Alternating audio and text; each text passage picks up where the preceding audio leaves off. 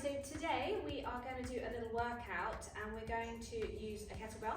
We're going to focus, it's going to be a total body workout. So we're going to focus on some legs, we're going to do some upper body, and then we're going to do some core, all of which will really help your goal. So let's get started. So first up, we've got a kettlebell deadlift. So this is really going to work on our hip hinge, which is really good if you suffer from early extension or loss of posture in your swing. This can really help clean that up for you. So we're going to take our kettlebell, and the initial movement is going to come from the hips pushing backwards, okay? And down to here, nice flat back, don't let the shoulders drop forward, and then back up to the top. Okay, so we'll just do side on view.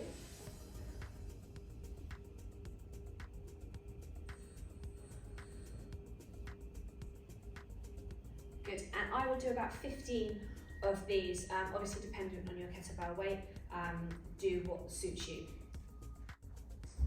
So next up, we're going to do some split squats, and we're going to have the kettlebell on the opposite side. So we're going to get into a split squat position. We want to have sort of 90 degrees when we come down to here. So you want it 90 and 90. We don't want the knee come too far over the foot. So we're going to start, we're going to pick the kettlebell up. I'm going to hold it here, try and keep the shoulders back, and we're going to come down and then drive back up.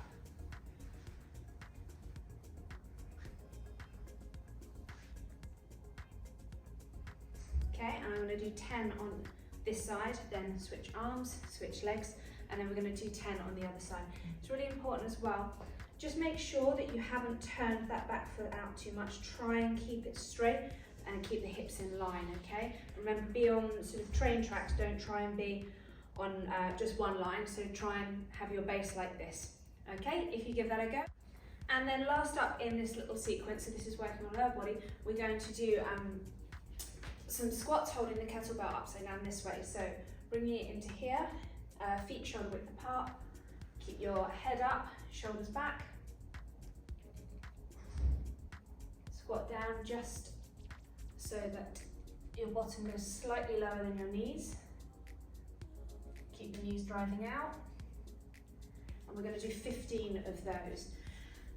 Then if you do this sequence through, so then go back to the deadlifts, then go back to the split squats, then go back into the squats. If you do it 2 or 3 times through, and then move on to the next section that I'll go through now.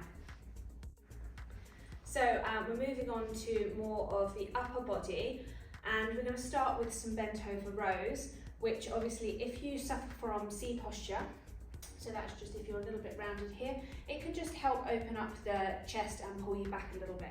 So have your kettlebell, and then we're going to come down into sort of like a deadlift posture here, and then from here we're going to row up to there.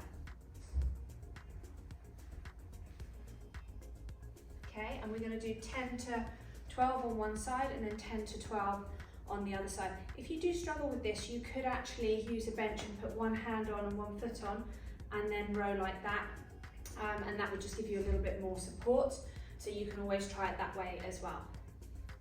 So next up we have, we're going to do a kettlebell clean, and then we're going to take it into an overhead press. I'll give you 2 versions of this, because if you struggle with the first movement, that we could do an alternative. So we're going to start off with the kettlebell in between our legs. My palm of my hand is facing out. As I bring it up, it's going to come up and it's going to sit on my elbow here in a front rack position. Once I've done that, I'm going to dip and then press it above my head. Take it back down to here, back down to the start. So up and then press and then back down. If you really struggle with that first movement, or if your kettlebell is a little bit too heavy, if you've only got one at home for instance, you could try and go from here into a high pull, catch it here, dip, and then press overhead, so you're using both hands at once. So you can either try the single version, so single arm, and maybe do 10 on each side, or you could do, if your kettlebell's a little bit heavier or you're struggling with that movement, you could then go into 10 to 15 or do a few more with both arms. So if you give that a go. And last up in this sequence, we're going to do some kettlebell swings. So once again, this is working on our hip hinge a little bit, as well as our upper body and as well as our core.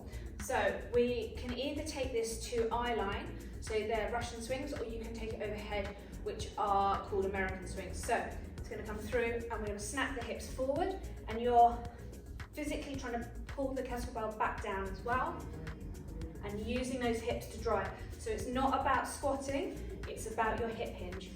Or you can take it up overhead and then back down. So just take it up so your arms are level with your ears. Lock out at the top and then come back down.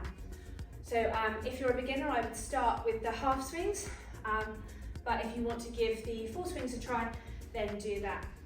I would possibly do, depending on how heavy your kettlebell is, do sort of 15 to 20 of these.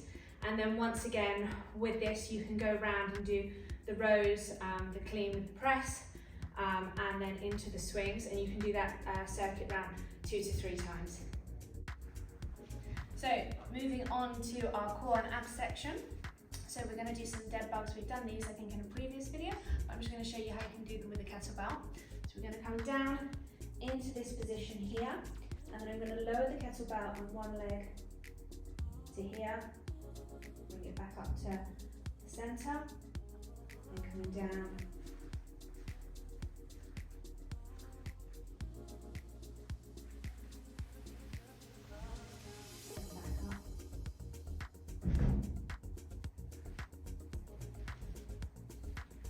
And what you can do is, I would do between 16 and 20 of these if you're counting them singly. So, but if you're obviously counting one as both legs, do 8 to 10. Next up, we've got some Russian twists, so we're going to use the kettlebell. So you can either do this with your feet on the floor or off the floor. Obviously, if you take your feet off the floor, it's going to be a little bit harder. Just try and keep your knees together when we're doing it. So you're going to lean back ever so slightly, and then we're going to move the weight from one side and rotate round and touch the weight. Don't go too fast, let's control it. Lean back slightly and go round, touch the weight all the way round. And this will really start to work all through the obliques and down the sides as well, which is really, really handy for your golf swing.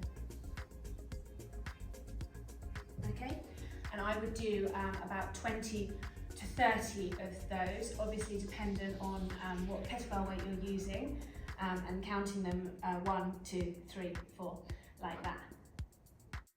And last up, we've got some toes to kettlebell. So we're going to lie back, hold the kettlebell. So actually, the heavier the kettlebell is, the easier this will make it, because it's what's anchoring you. And then with as straight legs as you can, we're going to bring the toes over, touch the kettlebell, control it on the way back down to the floor, and then back over, touch the kettlebell, and then control it all the way back down. And I would do between 10 and 15 of these. Go at a nice controlled pace, don't go way too fast. And once again, I would do this circuit round 2 to 3 times. So that was a kettlebell workout, looking at your lower body, your upper body, and a little bit of core as well. If you like this video, you can check out more of my fitness videos on the Precision Golf YouTube channel, and hit the like and subscribe button.